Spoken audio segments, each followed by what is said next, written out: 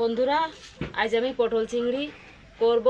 পটলগুলো এইভাবে কেটে নিয়েছি, আলু দেবো, আলু কেটে নিয়েছি, আর টমেটো কুচি করে নিয়েছি, আর এই চিংড়ি মাছ কেটে ধুয়ে নিয়েছি, আর পেঁয়াজ রসুন বাটা, আদা বাটা, জিরে ধনে বাটা, লঙ্কা গুঁড়ো আর গরম মশলা বাটা নিয়েছি। এবার কড়াইতে দিয়ে দেব তেল মাছটা ভাজার জন্য। মাছে দিয়ে দেব হলুদ,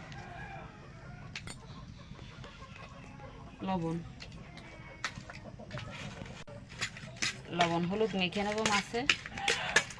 কড়াইতে মাছটা দিয়ে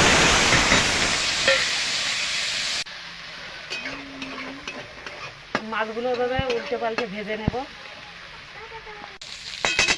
মাছগুলো ভাজা হয়ে গেছে, আমি তুলে নেব।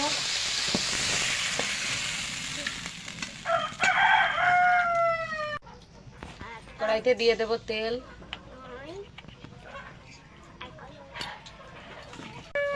তেল গরম হয়ে গেছে কড়াইতে, এবার দিয়ে দেবো পটল।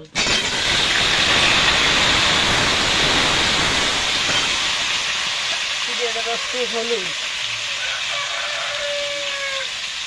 একটুখানি লবণ দিয়ে দেবো।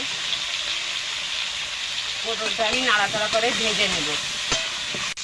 পটলগুলো আমি দেখেন এইভাবে লাল লাল করে ভেজে নিয়েছি অনেক সময় ধরে। এটা তুলে নেব।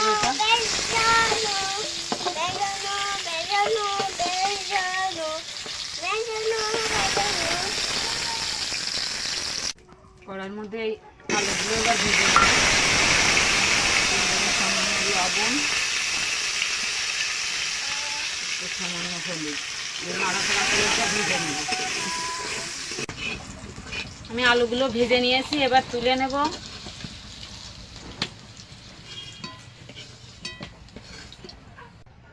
কড়াইতে দিয়ে দেবো আর একটু তেল দিয়ে দেব।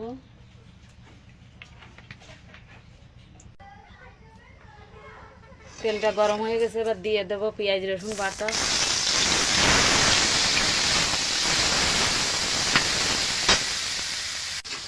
আমি একটু নাড়াচাড়া করে নিয়েছি পেঁয়াজ রসুন। এবার দিয়ে দেবো টমেটো কুচি, দিয়ে দেবো আদা বাটা, একটু কষে নেব। মশলাটা একটু কষিয়ে নিয়েছে, এবার দিয়ে দেবো জিরে ধনে বাটা, দিয়ে দেবো লঙ্কা গুঁড়ো,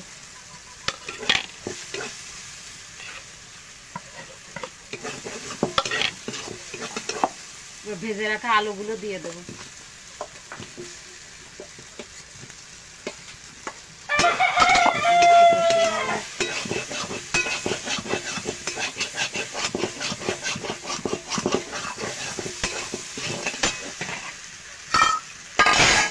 এবার দিয়ে দেবো গরম জল,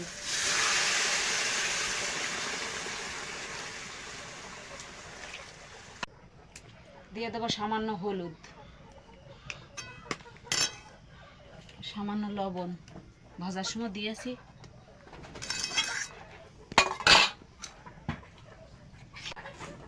এবার আমি এটা ঢেকে দিয়ে রান্না করে নেব।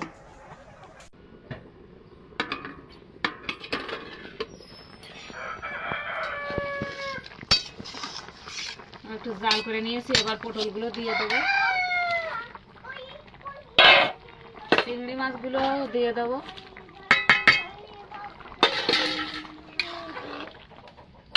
ঢাকা দিয়ে দেবো।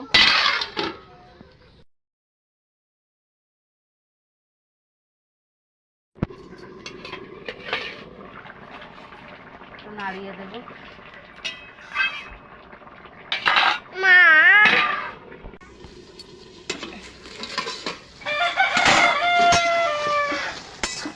এবার দিয়ে দেবো গরম মশলা বাটা,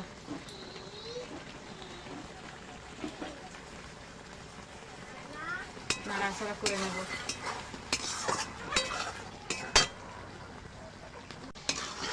আমি গরম মশলাটা দিয়ে একটু নাড়াচাড়া করে নিয়েছি, এবার হয়ে গেছে, নামিয়ে দেবো।